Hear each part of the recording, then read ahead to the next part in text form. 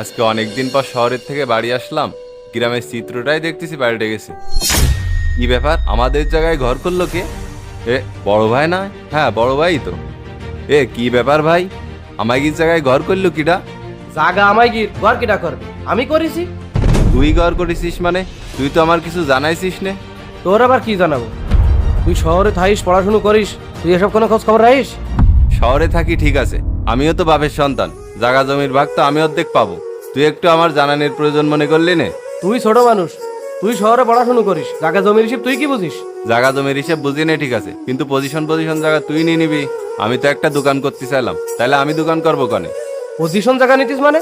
আমি যেরকম রাস্তার পাশে ঘর করেছি, তোরও তো রাস্তার পাশে পুকুর তুইছি, তুইও ইন্তেই ঘর কর। দেখ ভাই, তুই কিন্তু কাজটা ঠিক করতেছিস নে। তুই আমার বড় ভাই জাগা জমি সব ফাঁকি দিয়ে নিতেছিস। এ জাগা জমি ফাঁকি দিয়ে নিতিস মানে? তোর কোন জায়গা জমি ফাঁকি দিয়ে নিস? আমি কষ্ট করি পড়ালেখা করালাম তোর, তুই আবার বড় ভাইয়ের মুখে মুখে তর্ক করতেছিস, ভারী বেয়াদব হয়েছিস তো তুই।